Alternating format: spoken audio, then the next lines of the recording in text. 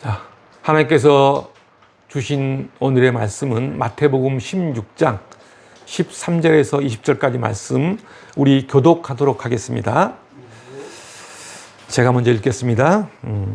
예수께서 빌립보 가이사라 지방에 이르러 제자들에게 물어 이르시되 사람들이 인자를 누구라 하느냐? 이르되 너는 세례요한, 너는 엘리야, 어떤 이는 예레미야나 선지자 중에 하나라 하나이다. 이르시되 너희는 나를 누구라 하느냐? 시몬과 대답하여 이르되 주는 그리스도시요 살아계신 하나님의 아들이십니다. 예수께서 대답하여 이르시되 바요나 시몬아 너가 복이 있도다. 이를 너에게 알게 한 이는 혈육이 아니요 하늘에 계신 내 아버지시니라. 또 내가 너에게 이르노니 너는 베드로라. 내가 이 반석 위에 내 교회를 세우리니 음부의 권세가 이기지 못하리라. 내가 천국 열쇠를 너에게 주리니 너가 땅에서 무엇이든지 매면 하늘에서도 매일 것이요 너가 땅에서 무엇이든지 풀면 하늘에서도 풀리리라 하시고 이에 제자들에게 경고하사 자기가 그리스도인 것을 아무에게도 이르지 말라 하시니라. 아멘. 오늘 본문은 우리가 예수님을 누구로 믿느냐에 따라서 우리의 신앙과 삶이 결정된다는 중요한 교훈을 담고 있습니다. 예수님은 제자들을 데리고 빌립보 가이사라라는 그 지방에 도착합니다. 이 지역은 황제의 이름이 붙여진 도시로서 아름답고 풍요로운 도시 중 하나입니다. 또한 헬라 문명의 중심지이기도 하며 황제 숭배와 우상 숭배가 가득한 도시이기도 합니다. 한마디로 이 도시는 부유함과 호화로움을 대변하는 장소고 또 물질주의와 세속주의가 가득한 도시입니다. 새로운 건물들이 들어서고 최신 유행이 흐르는 도시, 그리고 많은 사람들이 거리를 활보하는 도시, 그곳이 바로 빌립보 가이사라 지방입니다. 반면에 예수님과 제자들의 모습은 어떤 모습입니까? 오랫동안 먼 길을 다니며 복음을 전했기에 초라하기 그지없는 모습입니다. 자신의 생업을 포기하고 3년 동안 예수님을 따르다 보니 그 제자들의 행색은 말이 아닙니다. 화려하고 웅장한 도시와 비교되는 시골 촌뜨기 같은 초라한 모습들입니다. 아마도 이들은 도시에 맞지 않는 자신의 모습을 보면서 스스로 창피했을지도 모릅니다. 이런 생각에 담겨 있는 제자들에게 예수님은 묻습니다. 사람들이 나를 누구라고 하더냐? 그러자 제자들은 이렇게 대답합니다. 세례 요한, 엘리야, 예레미야 선지자 중에 한 사람 등으로 알고 있다 라고 예수님께 전해줍니다. 그러니까 사람들은 예수님을 단지 탁월한 종교 지도자나 또는 성인 중에 한 사람 또는 위대한 인물이라고 알고 있다는 것입니다. 사람들의 평가는 칭찬과 존경이 가득했지만은 예수님의 진짜 정체성을 놓치고 있었던 것입니다. 바로 하나님의 아들 예수 그리스도라는 본질입니다. 오늘날에도 여전히 많은 사람은 예수에 대하여 그 본질을 놓치고 있습니다. 우리의 구원자요, 지금도 살아계셔서 우리의 삶을 인도하시는 하나님이라는 사실을 말입니다. 예수님은 세상 사람들의 부족한 응답에 이제는 제자들에게 다시 묻습니다. 그러면 너희는 나를 누구라 생각하느냐? 제자 중에 한 명인 시몬 베드로는 이렇게 대답합니다. 주는 그리스도요, 살아계신 하나님의 아들입니다. 시몬 베드로의 이 같은 고백은 예수님은 메시아이시며 하나님의 아들이라는 신앙 고백입니다. 이는 예수님이 단순히 선생이나 선지자나 또 위대한 사람이 아니라 하나님의 아들임을 선언한 것입니다. 베드로의 같은 고백은 예수님이 온 인류를 죄와 사망에서 해방시키실 분임을 선포한 것입니다. 그리고 더 나아가 하나님과 동일한 본질을 가지신 분, 즉 영원한 생명을 소유하시고 우리에게 생명을 주시는 분임을 명확히 한 고백이기도 합니다. 이 고백에 대한 예수님의 반응은 어떻습니까? 오늘 본문 17절 말씀입니다. 바요나 시몬아 너가 복이 있도다. 이를 너에게 알게 한 이는 혈육이 아니요 하늘에 계신 내 아버지시니라. 그렇습니다. 베드로가 이 같은 고백을 할 수 있었던 이유는 하늘에 계신 아버지가 알게 하셨고 깨닫게 하셨고 고백하게 하셨음을 예수님은 말씀하고 있는 것입니다. 여기서 중요한 점이 하나 있습니다. 이와 같은 고백은 인간적인 의지적 판단이 아닌 오직 주님의 은혜로 인한 고백이라는 사실입니다. 베드로의 그 생각과 의지 또는 통찰력으로 그런 대답을 한 것이 아니고 성령이 그렇게 하도록 계시해 주었다는 말입니다. 베드로가 주는 그리스도요 살아계신 하나님의 아들이라는 고백을 할 수 있었던 그 이면에는 하나님께서 밝히 알도록 계시해 주었기 때문에 가능했습니다. 하나님께서 이 같은 비밀을 계시해 주시지 않으시면 결코 인간의 능력으로는 알 수도 없고 고백할 수도 없습니다. 하나님이 내 안에 거해야 가능합니다. 그래서 요한일서 4장 15절에서는 이렇게 말씀하고 있습니다. 누구든지 예수를 하나님의 아들이라 시인하면은 하나님이 그의 안에 거하시고 그도 하나님 안에 거하느니라. 우리도 마찬가지입니다. 우리가 주는 그리스도요 살아계신 하나님의 아들이라는 고백을 할 때 비로소 우리는 하나님 안에 거할 수 있습니다. 그렇습니다. 인간의 지식과 지혜로는 복음의 진리를 깨달을 수 없습니다. 인간의 통찰이나 이성으로는 예수님의 신성을 깨달을 수 없다는 이야기입니다. 하나님의 은혜로 우리는 우리의 영이 깨어 있어야 합니다. 우리의 영이 깨어 있지 않으면 예수님이 하나님이라는 인식을 할 수가 없습니다. 인간적인 생각으로는 알 수도 없고 깨달을 수도 없으며 고백할 수도 없습니다. 하나님이 우리에게 그 생각과 마음을 넣어 주셔야 합니다. 하나님의 은혜에 의존하며 감사할 때 우리는 비로소 참다운 진리, 참다운 복음을 깨달을 수 있습니다. 예수님의 질문과 베드로의 대답에서 우리가 발견해야 하는 것이 있습니다. 그것은 바로 믿음입니다. 그 믿음의 고백입니다. 믿음은 내 눈앞에 있는 현실을 바라보면은 믿음은 믿음되지 않습니다. 현실을 바라본다는 것은 내 앞에 놓인 상황에 얽매여 있는 것입니다. 땅을 바라보는 것입니다. 한마디로 세상의 가치를 따라 살아간다는 말입니다. 세상에서 얻는 부귀영화는 솔로몬이 그랬던 것처럼 덧없고 허무함만 안겨줄 뿐입니다. 그래서 솔로몬의 영광을 마태복음 6장 28절과 29절에서는 이렇게 말씀하고 있습니다. 제가 읽어드리겠습니다. 또 너희가 어찌 의복을 위하여 염려하느냐? 들의 백합화가 어떻게 자라는가 생각하여 보라. 수고도 아니하고 길쌈도 아니하니라. 그러나 내가 너희에게 말하노라. 솔로몬의 모든 영광으로도 입은 것이 이 꽃 하나만 갖지 못하였느니라. 그렇습니다.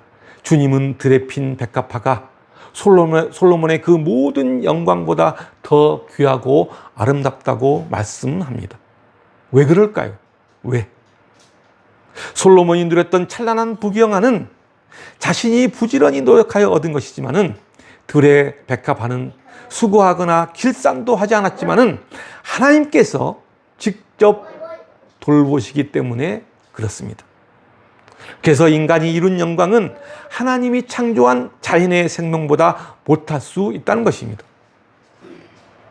솔로몬의 영광은 나는 이렇게 부귀영화를 누리고 있다는 것을 드러내고 자랑하는 소유의 영광이지만은, 들의 백합화는 하나님이 주신 그대로 주어진 존재 그 자체만으로 세상의 아름다움을 드러내고 나타냅니다.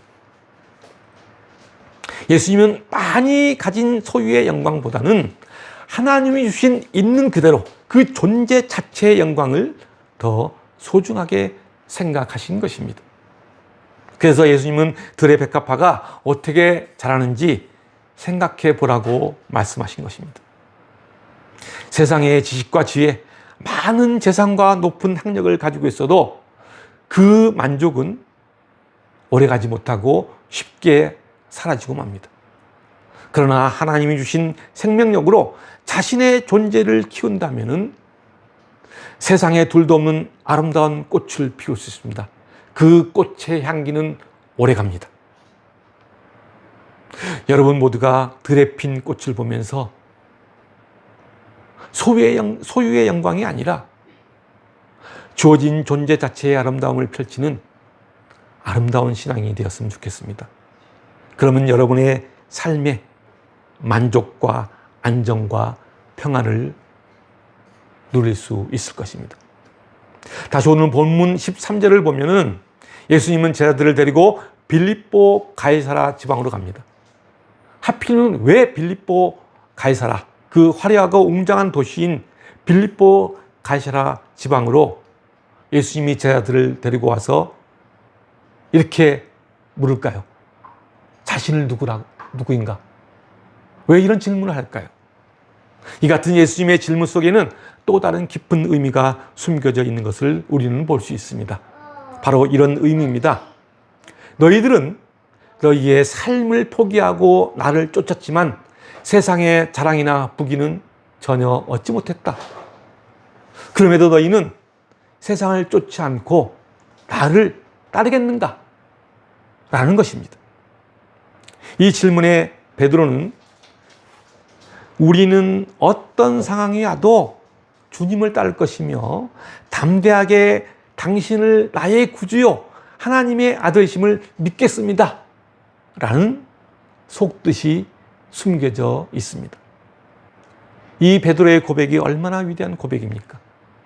상황과 환경이 어떠할지라도 주님을 향한 믿음은 흔들리지 않겠다는 각오이기도 합니다. 우리는 이 대화 속에서 진실한 믿음은 주어진 환경에 흔들리거나 상황이 어떠할지라도 흔들리지 말아야 한다는 것을 깨닫게 해주고 있습니다. 그렇다면 베드로는 어떻게 이런 고백을 할 수 있었을까? 그렇습니다. 자신의 삶 속에서 예수님을 경험했기 때문입니다. 예수가 내 삶의 전부라고 믿고 그것을 경험한 사람은 어떤 어려운 상황이 닥쳐와도 예수님을 나의 구주요, 나의 하나님이라고 고백할 수 있습니다. 그런 사람은 세상에서 잘 나가는 사람 또는 세상 사람들의 형통함을 결코 부러워하지 않습니다. 왜냐하면 그 잘 나가는 것, 그 형통함은 금세 사라지고 많은 안개와 같은 것이라는 것을 너무도 잘 알기 때문입니다. 화려한 도시에 와서 세상과 비교하며 느꼈을 제자들의 초라함은 그들의 믿음을 희석시키지 못했습니다. 오히려 믿음을 더 증폭시켰던 것입니다. 이것이 진정한 믿음을 가진 사람들의 태도입니다. 세상에 자랑할 것이나 내놓을 것이 없어도 예수님만 섬기겠다는 고백은 주님, 당신은 겉보기에 초라할지 몰라도 당신은 나를 지키시고 보호하는 주님입니다. 라는 것과 똑같습니다. 그리고 나를 구원하시는 하나님의 아들입니다. 라는 믿음의 소리이기도 합니다. 이 고백이 베드로는 언제 나왔습니까? 베드로가 가장 초라하다고 느끼고 힘든 상황 속에서 나온 고백입니다. 이 고백은 인간적인 이해나 지식에 의한 것이 아니라 하나님 아버지께서 베드로에게 특별한 계시를 주셨기 때문에 가능한 고백입니다. 어느 선교사의 고백입니다. 이 선교사는 다시 사랑의 길이라는 책을 통해 자신의 경험을 공유하며 많은 사람들에게 신선한 울림을 주었습니다. 그 선교사가 쓴 책의 한 부분을 제가 읽어 드리겠습니다. 기독교 집안에서 태어난 장인 어른은 교회에 나가지 않고 자녀들도 교회에 보내지 않으셨습니다. 그런데 제 아내가 가족 중에서 가장 먼저 예수님을 믿고 신학을 공부하고 선교사 지망생인 저와 결혼했습니다. 결혼한 지 7년이 지난 어느 날 아내는 원인 모를 병으로 그만 병상에 눕게 되면서 사역을 내려놓게 되었습니다. 이 상황을 보면서 예수를 믿지 않는 장인 장모가 무슨 생각을 하실까? 혹시 우리 가정의 어려운 상황으로 하나님의 영광이 가려지는 것은 아닐까? 스스로 끊임없이 이런 질문을 해보았습니다. 그러던 어느 날 아내가 병상에서 적은 감사 기도문이 기독교 방송을 통해 나갔습니다. 아내가 병상에서 적은 감사 기도문입니다. 하나님, 제 몸의 아픈 부분보다 아직 성한 부분이 더 많아서 감사합니다. 이 기도문을 들은 장인어른은 너희가 믿는 하나님은 참 대단하신 것 같다며 그 하나님을 나도 믿자고 하셨다고 하셨습니다. 그때까지 저는 십자가는 부활의 영광으로 가는 과정이라고 생각했지 십자가 자체가 영광이라는 생각을 하지 못했습니다. 아내가 질병으로 고통당하는 그 십자가의 자리가 바로 영광의 자리임을 비로소 알게 되었습니다. 평생 스스로를 믿고 사셨던 장인어른의 견고한 자아가 십자가의 영광 앞에서 무너졌습니다. 아내의 투병을 통해 장인어른은 대단하신 하나님을 만나게 되었습니다. 그렇습니다. 오늘 본문 16절 베드로의 신앙 고백도 마찬가지입니다. 주는 그리스도의 살아계신 하나님의 아들이라는 이 고백은 베드로가 세상의 축복을 누리는 상황에서 나온 고백이 아닙니다. 십자가의 자리인 어렵고 힘든 상황, 그 자리에 있을 때 하나님은 베드로에게 은혜를 부어주시고 하나님께서 특별한 계시를 주셨기에 가능했던 고백입니다. 베드로의 자아가 깨지고 인격적으로 하나님을 만나자 그 만남을 통해 예수님을 주님으로 고백한 것입니다. 그리고 주님은 베드로의 그 믿음의 고백을 통해 주님의 교회를 세우시겠다고 선언하십니다. 18절입니다. 내가 이 반석 위에 내 교회를 세우리라. 그러면서 18절 후반부에서는 마귀 사탄이 가진 죽음의 권세가 교회를 무너뜨릴 수 없다고 선언하십니다. 말씀처럼 주님은 베드로의 믿음, 그 믿음의 토대 위에 교회를 굳건히 세울 것이며 그렇게 세워진 교회는 어떤 상황에서 악의 세력에 결코 무너지지 않을 것이라고 선언하고 있습니다. 예수님은 계속해서 베드로에게 이 고백을 공유하는 모든 성도에게 놀라운 권위를 위임합니다. 19절 말씀입니다. 내가 천국 열쇠를 너에게 주리니 너가 땅에서 무엇이든지 매면 하늘에서도 매일 것이고 너가 땅에서 무엇이든지 풀면 하늘에서도 풀리리라. 여기서 천국 열쇠는 천국의 문을 열고 닫는 권한을 말합니다. 즉 천국의 문을 열어 사람들로 하여금 천국으로 들어갈 수 있도록 하는 열쇠를 의미합니다.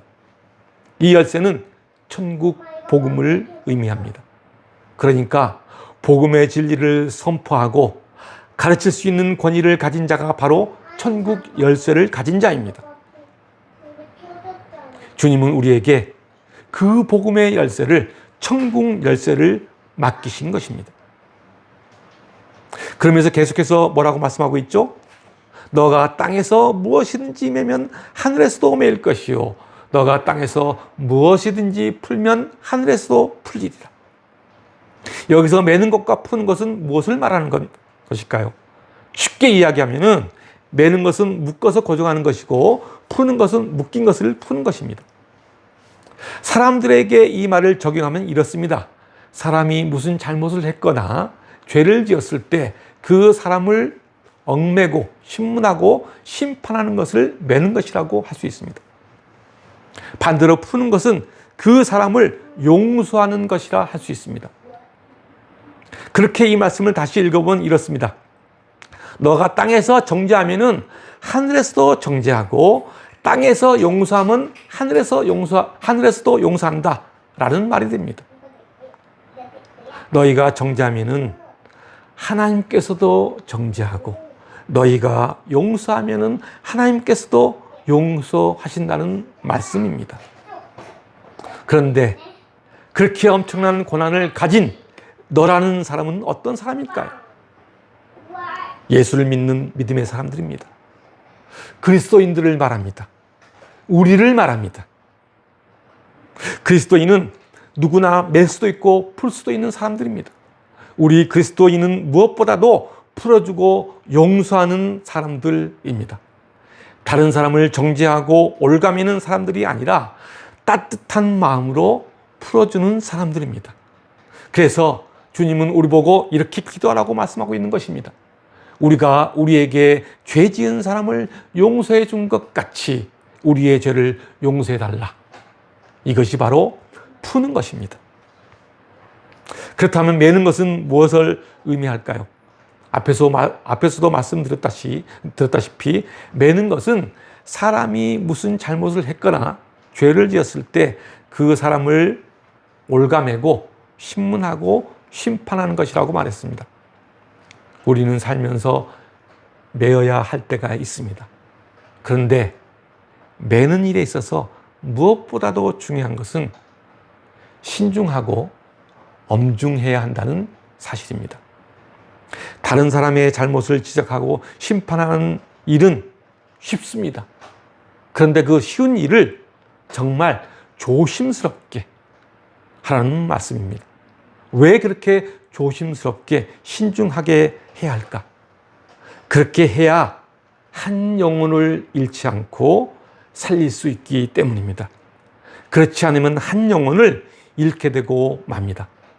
다른 말로 하면은 세상의 어둠 속에서 방황하는 영혼들에게 복음을 전할 책임이 우리에게 있음을 말해주는 것입니다. 그렇습니다. 우리는 이 천국 열쇠를 받은 자로서 세상의 어둠 속에서 방황하는 영혼들에게 복음을 매개로 천국의 진리를 선포하고 예수 그리스도의 이름으로 죄의 결박을 풀어주는 사역을 해야 합니다. 그래서 이사야서 61장 1절에서는 이렇게 말씀하고 있습니다. 주 여호와의 영이 내게 내리셨으니 이는 여호와께서 내게 기름을 부으사 가난한 자에게 아름다운 소식을 전하게 하려 하심이라. 나를 보내사 마음이 상한 자를 고치며 포로된 자에게 자유를, 갇힌 자에게 노임을 선포하며. 그렇습니다. 우리에게 하나님의 영이 임하면은 우리는 그 복음을 통해 마음에 상처 입은 자, 마귀 사탄에 포로된 자, 어둠에 갇힌 자들을 회복시킬 수 있습니다. 이 권위는 종교적인 예배, 그런 의식이나 형식을 통해서 하는 것이 아니라 살아계신 그리스도를 향한 우리의 진실한 고백에서부터 흘러나와야 합니다. 그럴 때 하나님은 우리를 통하여 많은 사람들을 회복시키시고 구원의 문으로 인도하십니다. 여러분 모두가 주 안에서 그 주님의 능력을 힘입어서 이 땅에 상처 입고 힘들어하는 영혼들에게 생명의 복음을 전하는 사람들이 되었으면 좋겠습니다. 오늘 베드로의 고백처럼 주는 그리스도요 살아계신 하나님의 아들이라는 그 믿음의 고백을 통해 천국의 문을 활짝 여는 여러분들이 되었으면 정말 좋겠습니다. 그래서 천국의 삶을 여러분들이 먼저 경험하고 많은 주변 이웃에게 천국의 삶을 경험하도록 인도하는 여러분의 인생이 되기를 주님의 이름으로 축원드립니다. 기도하겠습니다.